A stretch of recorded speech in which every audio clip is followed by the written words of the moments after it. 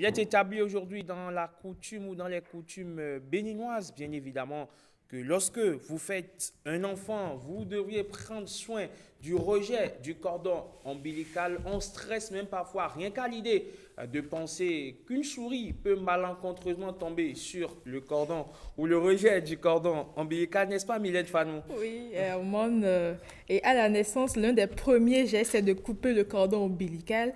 Nous avons abordé hier les rites liés au placenta au Bénin et aujourd'hui nous parlons de ce cordon dans lequel circulent les vaisseaux sanguins et qui alimente l'embryon puis le fœtus pendant la grossesse. Il s'agit bien sûr du cordon ombilical.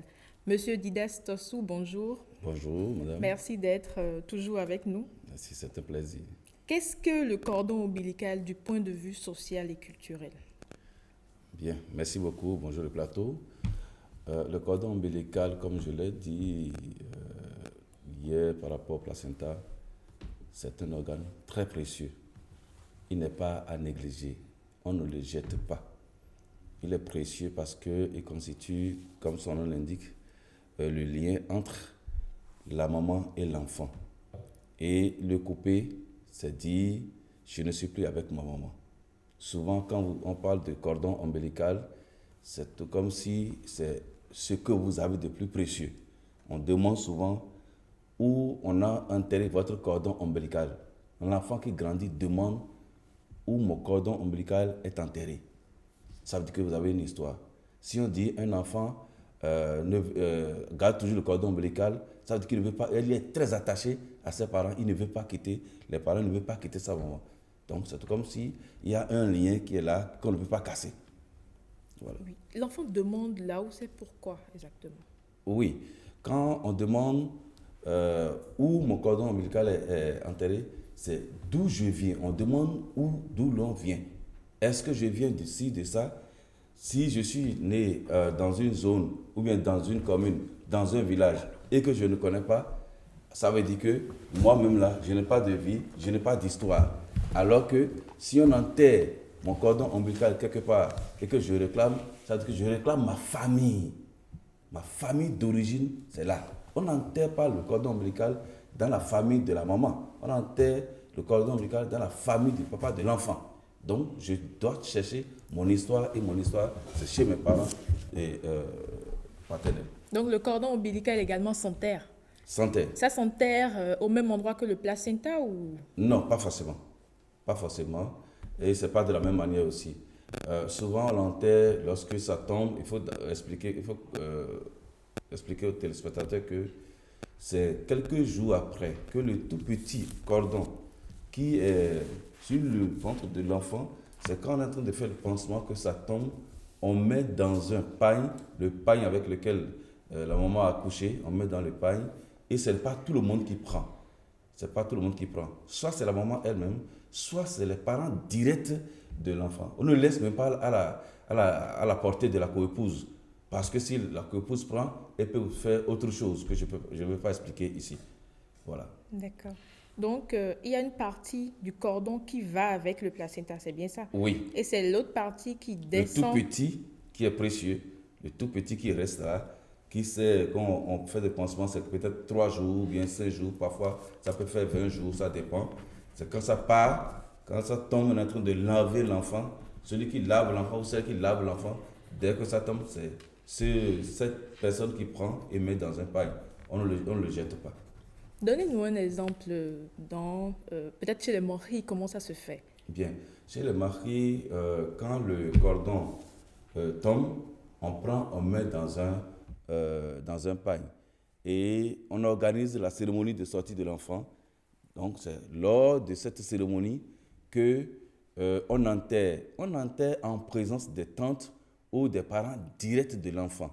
On enterre et ça sert de connaissance réelle de l'enfant dans la famille.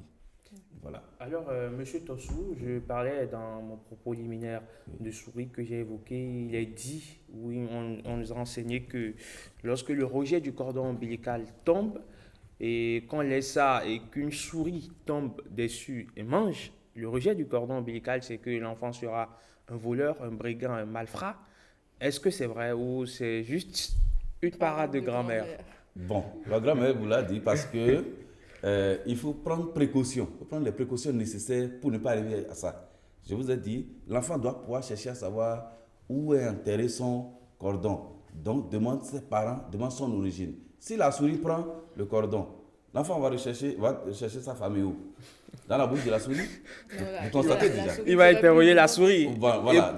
Et Bruno, donc, c'est... il faut tout faire. C'est pourquoi j'ai dit, dès que celui ou celle qui est en train de laver l'enfant, Oui. dès que le cordon tombe, il prend soin de ça jalousement, très précieusement, et on garde dans un pain. Et je vous ai précisé le genre de pain qu'il faut utiliser. Ce n'est pas le petit gant que vous prenez, ce n'est pas vos basins, non. C'est le pain dans lequel la femme est restée pour accoucher. C'est dans ce pain qu'on prend et qu'on garde très jalousement. Si la femme est restée en jean. Bon, Non, pour accoucher, non, c'est pas possible. bon, voilà.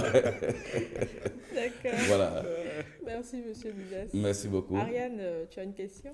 Non, je pense que enfin, tout est dit. J'ai bien compris les explications de notre sociologue. Et je pense que c'est bon, ça peut aller. Alors, Je- donc, il je- faut prendre soin du cordon ombilical pour pas qu'une souris tombe là-dessus. Voilà. Parce que Si une vous ne souris, voulez ouais. pas avoir un enfant... Et c'est le jour où voilà. on vous parle de souris que vous comprenez que les souris peuvent rentrer partout. Je voudrais Vous quand regardez dans même la chambre, vous voyez apporter pas. quelque chose pour vous dire, tout ce qui est sur le corps de l'homme est sacré. Tout ce qui est sur le corps de l'homme est sacré. Dès qu'on enlève quelque chose, on ne jette pas. Prenez vos ongles, quand on taille comme ça, on ne laisse pas comme ça. On prend soin. On peut aller jeter, mais on ne jette pas comme ça devant tout le monde pour dire qu'il faut balayer. Non. Si une de vos dents tombe, on ne le jette pas comme ça. On peut garder après, jeter. On ne laisse pas à la portée de l'autre. Voilà un peu ce que je peux dire. Merci beaucoup. Merci beaucoup, Monsieur Dilastos. Donc, on conclut justement que nos parents, nos grands-parents avaient déjà la science et ils nous l'ont enseigné à leur manière. Et c'est justement que sur le plateau, nous parlons de parade, De grand-mère. de grand-mère. Voilà, à présent, on va parler de jeunesse et entrepreneuriat. J'ai commencé par l'évoquer avec toi déjà, Ariane. On va parler de jeunesse et entrepreneuriat. C'est bien le sujet du talk.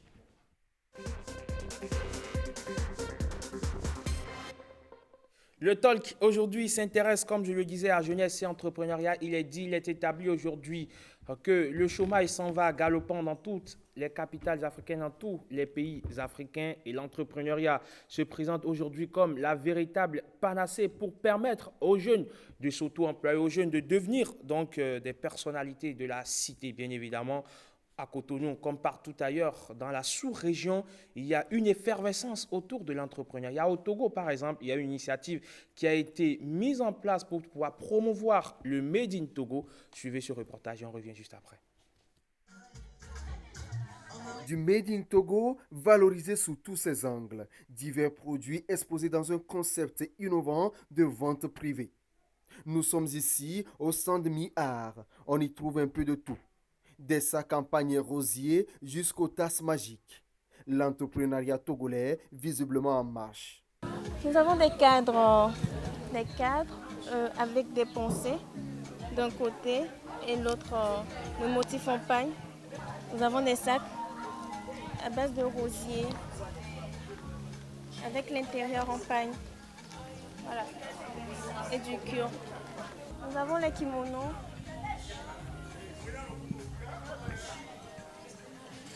De tout genre. Ça dépend de la cliente ou bien du client. Nous avons une tasse magique. C'est une tasse dans laquelle, lorsqu'on verse de l'eau chaude du moins, elle se transforme. Et là, nous avons prévu qu'elle se transforme en motif en pagne. Oui, nous avons vendu et nous sommes en train de vendre. Nous continuons par vendre. Juste en face de Mi-Art, les dépositaires de la griffe Lomé. Alors c'est la marque Lomé Streetwear qui fait les t-shirts Lomé. On fait ressortir les atouts naturels de nos villes africaines. Comme par exemple Lomé se trouve sur la côte, alors c'est une ville côtière. Voilà pourquoi le cocotier. Faisons un petit peu dans le streetwear, nous faisons un peu de tout. Nous avons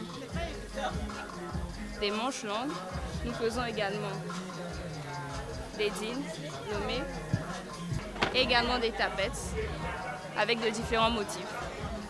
Nous avons trouvé notre compte et nous avons pu avoir plus de visibilité pour nos produits. Outre ces produits, d'autres articles ou accessoires sont mis en exergue à cette vente privée. Il s'agit des vêtements, des perles, des produits de beauté et articles de bureau. En tout cas, les visiteurs y trouvent pour leur compte. Franchement, j'aime beaucoup les articles qui sont exposés ici. Je trouve que ça change du coup de faire des événements comme ça à Lomé. C'est l'acte 1, j'espère qu'il y aura des actes 2, 3, 4 et qu'on va toujours revenir acheter ici. En tout cas, moi je me suis fait plaisir avec un petit short qui a été acheté juste là, que je compte porter régulièrement. Et en fait, quand je suis venue ici, la première chose que je suis venue voir, c'est les habits Lomé et ça m'a beaucoup plu.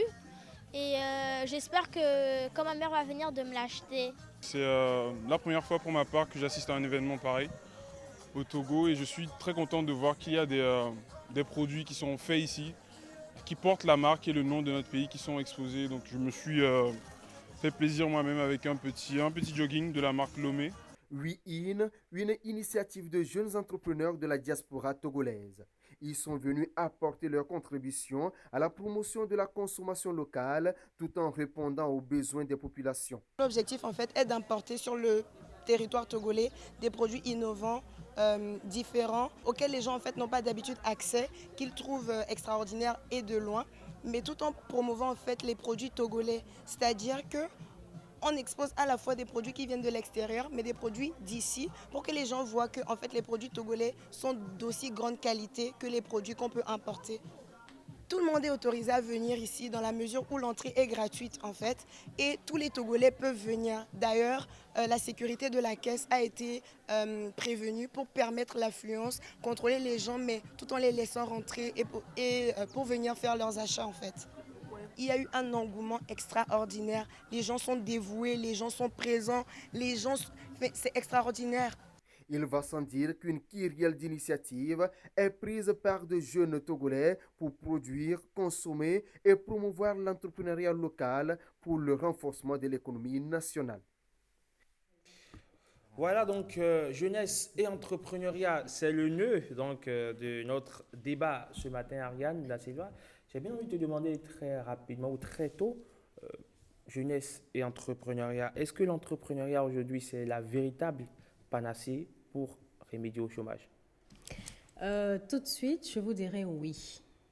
Parce que vous savez, on est dans un contexte où aujourd'hui l'État ne peut pas recruter tous les jeunes qui sortent des écoles. Vous imaginez tous les ans, il y a des milliers d'étudiants qui sortent des centres de formation, des écoles de formation et tout. L'État ne peut pas recruter. Même si on le veut, on ne pourra pas. Parce que l'État n'a pas besoin d'autant de gens pour travailler. Donc, on est obligé, en fait, de voir du côté de l'entrepreneuriat pour pouvoir s'épanouir, pour pouvoir gagner sa vie, son pain quotidien et tout. Et aujourd'hui, on a de très beaux exemples de jeunes qui entreprennent. Je pense qu'on va revenir sur le sujet. Absolument. Bruno Soilier, est-ce que tu es d'accord, justement, que l'entrepreneuriat est aujourd'hui, on va dire, la parade pour s'échapper ou pour échapper au chômage?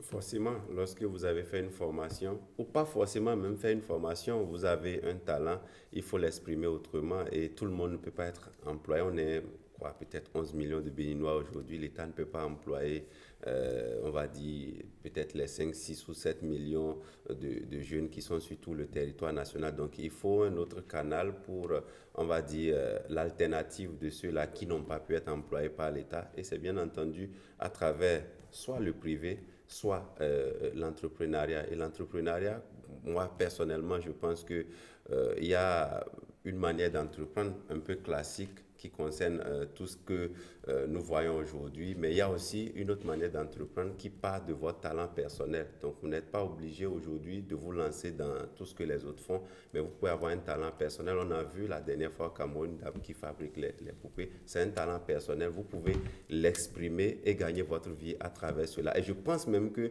lorsque vous entreprenez à partir d'un talent que vous avez personnellement, je pense que c'est plus original et vous pouvez même vous retrouver à être seul ou très peu de gens à opérer dans ce domaine-là, d'où votre réussite qui pourrait pointer à l'horizon.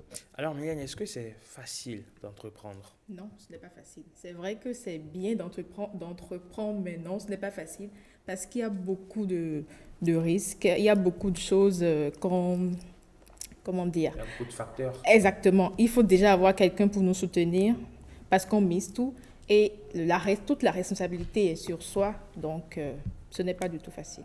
Alors, on a un expert, on va le dire comme ça, sur le plateau avec nous pour nous apporter justement son expertise. On a commencé il n'y a pas parler de drone avec vous. Drone qui induit aujourd'hui des startups qui naissent un peu partout au Bénin sur l'ensemble du territoire national. Docteur Lawani, dites-nous aujourd'hui, entreprendre, est-ce qu'on a la facilité aujourd'hui d'entreprendre et quand on prend le risque d'entreprendre, est-ce qu'on est sûr de prospérer? D'entame, je dirais que on n'est jamais sûr de prospérer quand on entreprend. C'est ce qui est difficile dans l'entrepreneuriat. Lorsque vous décidez à entreprendre, il faut savoir que vous devez, à la limite, cesser de vivre normalement. Un entrepreneur, c'est quelqu'un qui consacre presque la totalité de son temps à l'objectif qu'il vise en entreprenant. Parce que souvent, il n'y a pas les soutiens qu'on observe dans certains pays occidentaux et tout ça. Quand vous entreprenez sous les tropiques, vous savez que vous devez disposer d'abord des moyens financiers propres. Ensuite, vous faire aider, si c'est possible. Commencez par vous faire aider par votre entourage immédiat, votre famille. Commencez par vendre votre idée et vos produits à votre entourage immédiat. Et ensuite, faire maintenant, si vous y arrivez, généraliser cela à un public ou bien à une clientèle beaucoup plus grande. L'entrepreneur, c'est celui-là qui dort beaucoup moins que les autres. C'est celui-là qui, pendant que les autres vont faire les agols les week-ends, est en train de lire quelque chose, est en train d'approfondir un sujet dont la maîtrise lui permettra d'améliorer son produit ou bien d'améliorer son idée. Donc, cela rejoint ce que j'ai dit au départ, vous devez arrêter de vivre comme tout le monde. Alors, comment sentir le coup? Comment avoir du flair? Pour avoir du flair, il faut être chanceux. Mais si vous êtes très chanceux, oui, vous allez réussir en vous basant sur votre flair. Mais c'est toujours mieux d'utiliser des outils, je dirais, scientifiques. Je suis enseignant, chercheur, donc je suis beaucoup plus scientifique. Des outils scientifiques comme ce qu'on appelle l'étude de marché, qui utilise les statistiques, la réalité dans votre environnement par rapport au produit ou bien à l'idée que vous voulez développer. Quand vous faites une bonne étude de marché, ça vous permet d'avoir une idée précise sur la faisabilité de ce que vous voulez entreprendre et donc vous permet de décider, ok, je vais m'investir à fond dans cette idée parce que d'après l'étude de marché que j'ai fait, d'après les statistiques, ça pourra me permettre d'arriver à bon port. Alors, Ariane, tu viens d'écouter avec une attention catholique le docteur. Dis-moi, comment on peut arriver justement à entreprendre seul? Est-ce que ce n'est pas mieux de se mettre en groupe? Comme on dit souvent, l'union fait la force. Donc, c'est sûr que quand on se met en groupe, on peut réussir plus facilement que quand on est seul. Mais certes, il ne faut pas non plus aller se mettre en groupe avec des gens qui vont passer tout leur temps. Pendant que vous avancez, eux, ils sont derrière. À cette allure, les choses n'iront pas. Mais je pense quand même qu'aujourd'hui, vu tout ce que l'entrepreneuriat implique, c'est-à-dire les moyens financiers, matériels et tout, c'est toujours bien d'avoir des gens qui nous accompagnent, qui nous soutiennent, des gens avec qui on peut collaborer, des gens qui peuvent, par exemple, toucher les bonnes personnes pour pouvoir investir dans ce que nous faisons pour que nous puissions impacter le développement de notre pays, pourquoi pas. Alors Bruno, comment on fait lors des premiers échecs? Comment on fait pour pouvoir se remobiliser mentalement et moralement? Parce qu'on se dit, oui, c'est bien beau de nous dire qu'il faut entreprendre tout cela, mais c'est que lorsque les premières difficultés surviennent, la plupart du temps, on a tendance à laisser tomber. On se dit, bon, si j'étais ingénieur quelque part, c'est qu'on allait me payer mon salaire et je ne serais vraiment pas en train de vivre cette situation. Oui, c'est ce qui est difficile. C'est pourquoi il est souvent conseillé, ce n'est pas le docteur qui va contredire cela, que lorsque vous partez pour entreprendre et que vous avez un capital, il est conseillé de ne pas investir la totalité. il y a une marge de manœuvre qu'il faut réserver en cas d'échec pour pouvoir rebondir. Donc, il y a certains qui s'y prennent mal, ils investissent tout ce qu'ils ont parce que dès le départ, ils veulent lancer l'entreprise avec, je vais dire, ils veulent mettre ça sur les chapeaux de roue. Voilà, ils veulent lancer l'entreprise tambour battant et patatras. Dès qu'il y a la première échec, c'est difficile à mobiliser les fonds encore pour pouvoir continuer. Mais il n'y a pas que les fonds seulement qu'il faut avoir à disposition pour pouvoir rebondir. Il faut aussi l'appui conseil. Il faut que vous ayez véritablement des contacts, des structures qui vont vous aider à mieux peaufiner votre projet. Parce que généralement, si le projet échoue, c'est peut-être parce qu'au niveau de sa mise en place, vous avez peut-être à certaines étapes mal négocié les choses et donc ça vous rattrape après. Alors Mylène, est-ce que tu as déjà eu une tentative ou un soupçon d'entrepreneuriat? Belle question. Non, je ne l'ai jamais essayé. Non. Même pas un fast-food? Ça, c'est un projet, c'est pour bientôt. Ah, d'accord. Alors oui, monsieur le docteur Lawani, justement à propos de comment rebondir. Comment rebondir, c'est parfois très difficile.